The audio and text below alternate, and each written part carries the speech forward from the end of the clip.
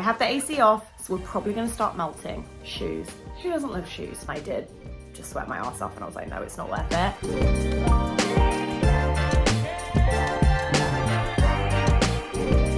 Hello everyone, welcome back to my channel. I am still in New York, it's still insanely hot, and I felt like doing a really old school YouTube video today, like a favorites video, because there's quite a few things I've been using lately that I feel like I would love to share with you all. I still love a favorites video, like old school YouTube videos like what's in my bag, monthly favorites are still my kind of like the thing that I go to most on YouTube. So I thought I would do that today. I have some fashion, I have some beauty, I have some random things, I have some books. We have it all today. So I'm just gonna get straight in. Let's start with beauty. That's what you're all here for, right? So this will come as no surprise. It is the Chanel Le Beige Water Fresh Tint. So this is actually the travel size, which I still think is quite big. Again, I used this in my humidity proof makeup video, and it just feels like the only thing I can wear on my skin when it is this hot. It feels very cooling. It feels very much like no makeup, but it does just give in a very slight kind of evening out of the skin.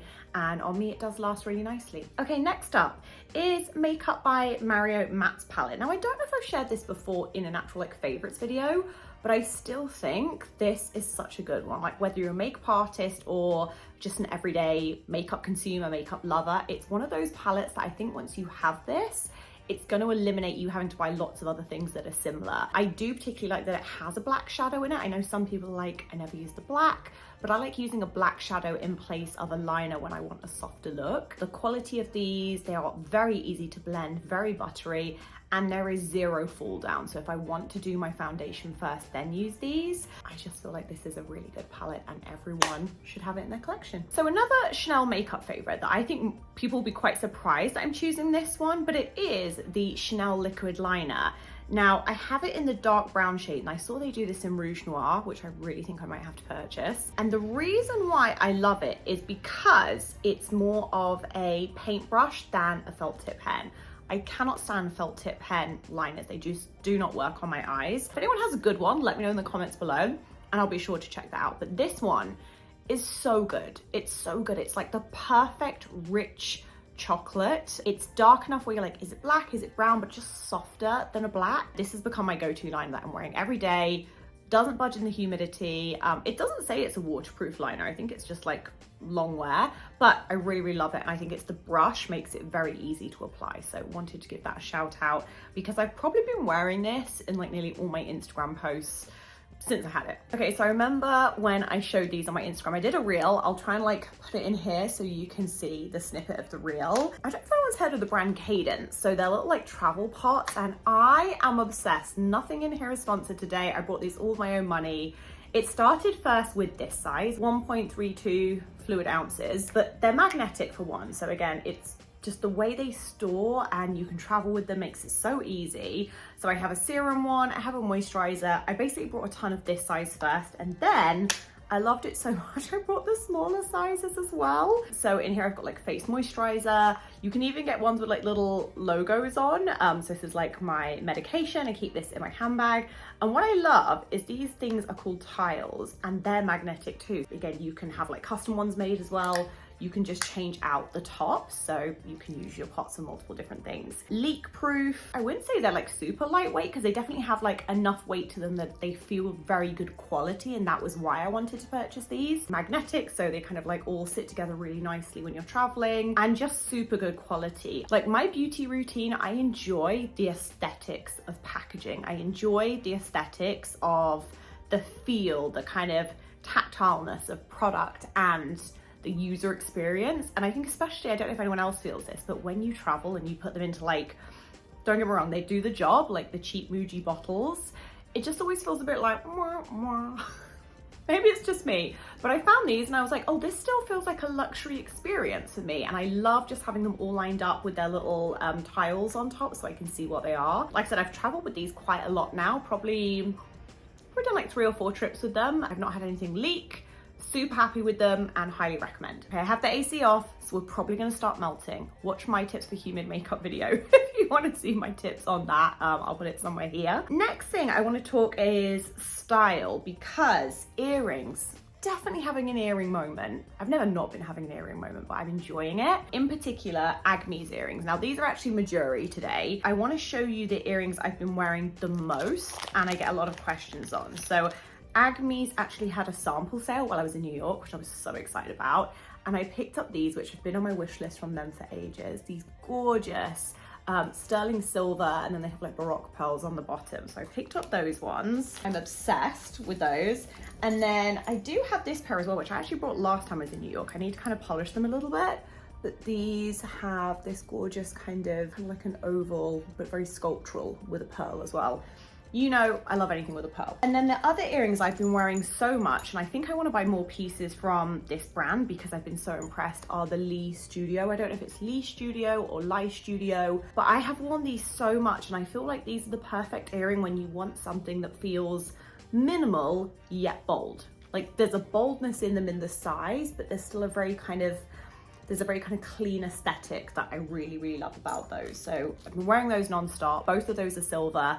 Definitely feel like I'm in my kind of silver era of earrings at the minute. I'm generally someone who wears gold and silver for most of the time, but with earrings I've definitely been noticing me gravitating to more silver recently. So let me know, are you silver or gold or both? Let me know in the comments. Okay, next style favorite.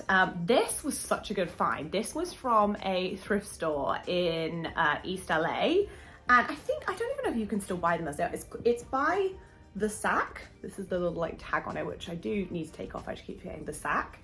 And it's like a crochet woven bag. I just love it. Again, for travel, it's so good because it packs like a piece of clothing. Like I don't have to worry about being precious with it.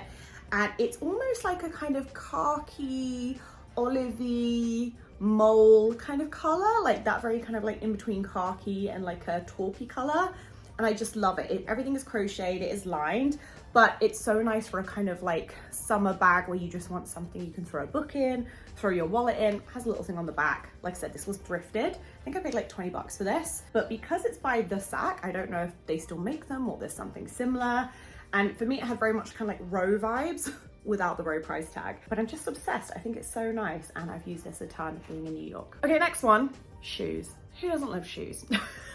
Now it goes without saying, you all know I'm a huge fan of the brand Totem. I just think the store, the aesthetic, everything about it, they just get it right. I feel like it's very much basics with a twist. There's an element of casualness, but with a tinge of polish, which is how I'd almost, I would describe my style, I think. It's like, I like something that feels effortless, but with a hint of polish. And these, I remember when they first came out with these, I think they're called the T-bar sandal. The stitching, I just love. And I love the way it's like the piece across here, and then this piece. I saw these when they were full price, and they were like on my wish list, and they went into the sale. And the moment they went into the sale, I pounced. So I got them.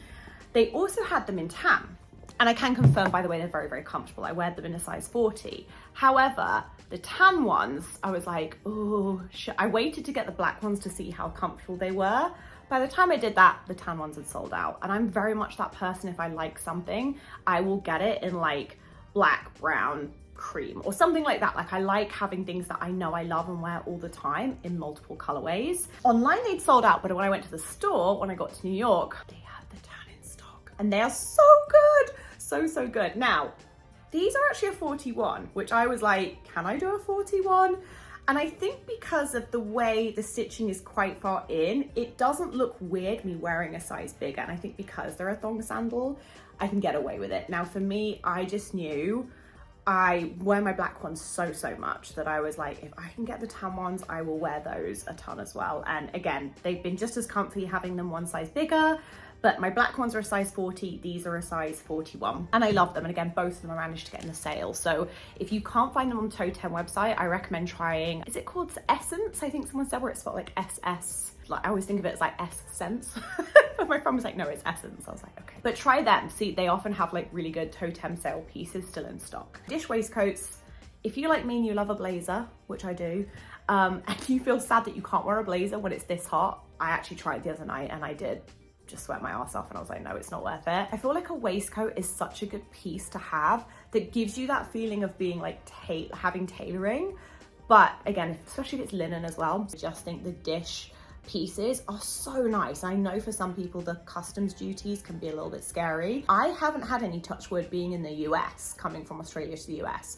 So I don't know if I will get any in the future, but so far I haven't, and I just wanted to give them a shout out. I know one more fashion favorite that I forgot to mention actually, and it is a dress by COS that I'm gonna put it in pictures here because I tried it on in the dressing room, and I tried it on in the blue shade first, which you'll see here, and was like, I never wear color, but blue to me, I think of as like denim. So I always think it's like, it counts. Blue feels like a neutral still in lots of ways to me, especially like different variations of blue if it's a more subtle blue. Because I've just brought the Loewe tan medium puzzle, I was like holding it with that, wearing the tan totem shoes, and I was like, this combo is good. Tan and blue, so nice. And then obviously I saw it in black, and I was like, well, we all know I'm gonna get the black. We just know it. I knew I was gonna get the black, but trying on, so here's the black here. I love long dresses.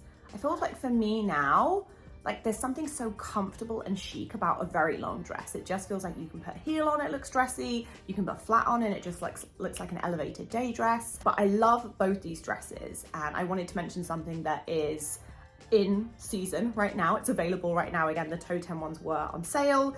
The other bag I have is a vintage find. So I wanted to show you something you could get right now, and I just think it's a really pretty, very timeless shape. I feel like you are gonna have to wear a strapless bra with it. That's one thing to consider. But other than that, I just think it's a beautiful shape dress, and I love the length. I love that there's the little pleating, but it's very minimal in terms of the detail. I actually have a tech favorite, which is quite random, is the Apple AirPods Pro. I think that's what they're called. These ones are, first of all, way more comfy than my regular AirPods, and these are the noise cancelling ones. And I use them on the plane to fly from LA to New York, and I couldn't believe how good the noise cancellation was. If I'd known how good they were, I would have brought them sooner and not even brought my big headphones that are like take up so much space in my bag. But I just wanted to say these are as good. They're what I hope they would be, and they're very, very good. So random favorite, but I just find myself being like, yes, I'm so glad when I fly now I don't have to take my big old headphones. Okay, last but not least, I have a book. I'm having a reading moment again. I've been reading lots of Candice Brathwaite books, and I can't find where I put them, but all of her books, phenomenal. Huge fan of her books. So I've read both of hers. I think I've read I'm Not Your Baby Mother, and I've read Sister Sister. Both of those fantastic. Currently, the one I actually have in my hands with me that I'm reading is The Perfectionist Guide to Losing Control. So I always tell like all my clients to read this. I'm like, go read this. This is such a good book. And what is so good about it is it doesn't preface perfectionism as like something that you like. I think a lot of us will say, I'm a recovering perfectionist. I know I've done that in the past, versus learning how to use your perfectionism for good. And she talks a lot about like maladaptive and adaptive perfectionism. So how can you cultivate the parts of you, like how can you honor your perfectionism in a way that is genuinely helpful to you versus a hindrance or something that creates comparison or stress in your life. I'm sure I paraphrased quite a bit there, but really, really good book, and I really recommend it. And it kind of helps you see like which kind of perfectionist you are, and then how to work with that perfectionism. And just lots of really interesting things here around, especially like our idea as a society around balance, especially how women are, we really like pedestal that as like something we're all striving for, and how it just doesn't exist. And I thought that was such a good concept. She kind of really breaks down in the book. Just wanted to share it because it's really helping me, and I know it's helping a lot of my clients. So that is the book, The Perfectionist Guide to Losing Control by Catherine Morgan. I think it's Schaffler, I think is her name. A Path to Peace and Power. So I really, really love that. So that is my favorites. I think that's everything. A nice little messy roundup. I hope you're doing really, really well. Hope everyone's okay in the heat. It's time for me to put the AC back on. Let me know what favorites you're loving this month. Would love it if you subscribe. Share this video with someone who you think it might be helpful for, or who you want to share the favorites with. And I'll see you soon. Thanks so much for watching.